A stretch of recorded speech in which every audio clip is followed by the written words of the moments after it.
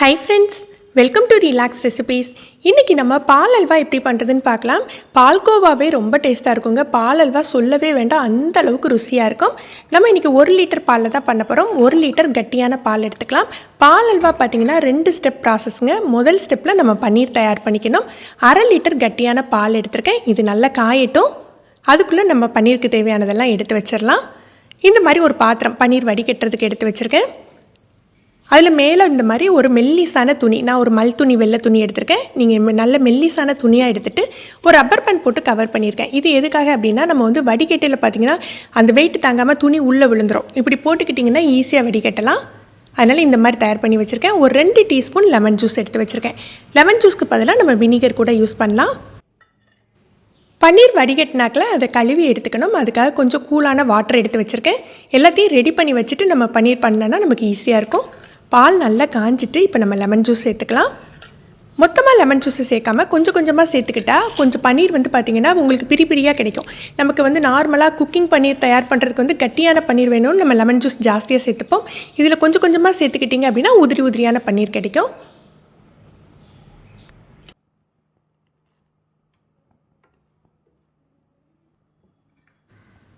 பன்னீர் நல்லா பிரிஞ்சு வர ஆரம்பிச்சிட்டு அந்த ஓரத்தில் உள்ள தண்ணியை எடுத்து பார்த்தாலே தெரியும். அந்த பால் கண்டென்ட்டெல்லாம் இல்லாமல், பால் கலரே இல்லாமல் தண்ணி மாதிரி இருந்தது அப்படின்னா பன்னீர் ரெடி ஆகிட்டுன்னு அர்த்தம். இப்போ இதை நம்ம வடிகட்டிக்கலாம்.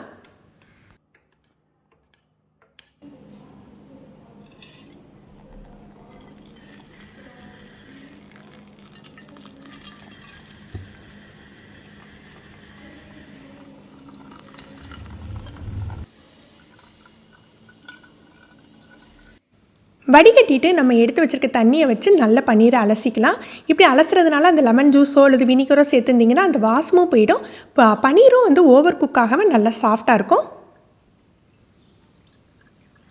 நல்லா அலசிட்டு இதை நம்ம பிழிஞ்சு எடுத்து வச்சுக்கலாம். இது வந்து நம்ம ரொம்ப நேரம் ஹேங் பண்ணி வைக்கணும் அப்படின்னு அவசியம் இல்லை. ஏன்னா நமக்கு வந்து அந்த குக்கிங் பண்ணுறதுக்குன்னா நம்ம அந்த பீஸ் போடுறதுக்காக நல்லா கட்டியாக்கி வைப்போம். இது அதுக்கு தேவையில்லைங்க. கொஞ்சம் நேரத்தில் அந்த சூடு தணிஞ்ச உடனே நம்ம எடுத்துடலாம். இப்போ மீதி இருக்க 1/2 லிட்டர் பாலை எடுத்துக்கணும். நான்ஸ்டிக் பாத்திரமோ இல்லை அடிக்கனமான பாத்திரமோ எடுத்துக்கலாம். அதில் சேர்த்துக்கலாம். இந்த பால் நல்லா கொதிச்சு வரட்டும். அதுக்கு வரைக்கும் நம்ம ஹை ஃப்ளேமில் வச்சுக்கலாம். நம்ம எடுத்து வச்சுருக்க பன்னீரை எடுத்துட்டு இப்போ நல்லா உதுத்து விட்டுக்க போகிறோம். நார்மலாக ரசகுல்லாலாம் பண்ணுறதுக்கு நம்ம பிசைஞ்சு எடுப்போம் இல்லையா, இதுக்கு வந்து இந்த மாதிரி நல்லா உதுத்து விட்டுக்கணும். கட்டி இல்லாமல் உதுத்துக்கோங்க. அதாவது சின்ன சின்ன கட்டியாக இருக்கும், அந்த மாதிரி உதுத்து விட்டுக்கோங்க.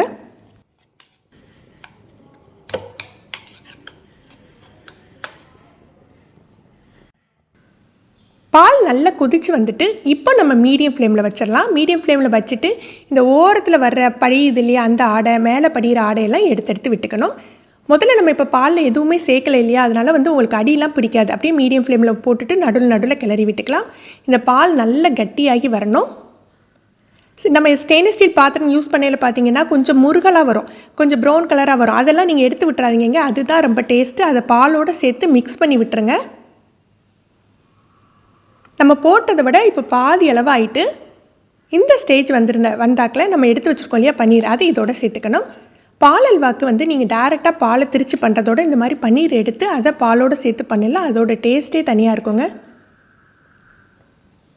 இப்போ நம்ம பன்னீர் சேர்த்த பிறகு நம்ம கொஞ்சம் கிளறிக்கிட்டே இருக்கணும். ஏன்னா அடியில் போய் ஒட்டிக்கக்கூடாது அந்த பன்னீர்.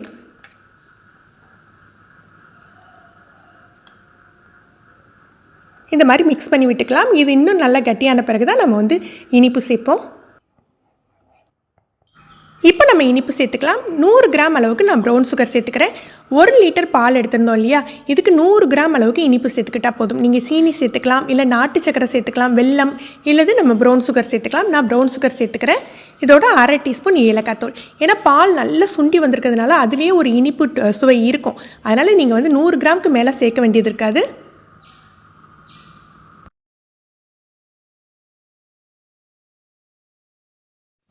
நம்ம பன்னீர் சேர்த்துருக்கிறதுனால கொஞ்சம் அழுத்தம் கொடுத்து மிக்ஸ் பண்ணி விட்டுக்கணும். அந்த பன்னீர் அந்த பால் இனிப்பு எல்லாம் சேர்ந்து வரணும். இதுக்கு நெய் ரொம்ப தேவைப்படாது. ஒரு 1.5 டேபிள் ஸ்பூன் நெய் போதும். முதல்ல 1 டேபிள் ஸ்பூன் சேர்த்து மிக்ஸ் பண்ணிக்கலாம்.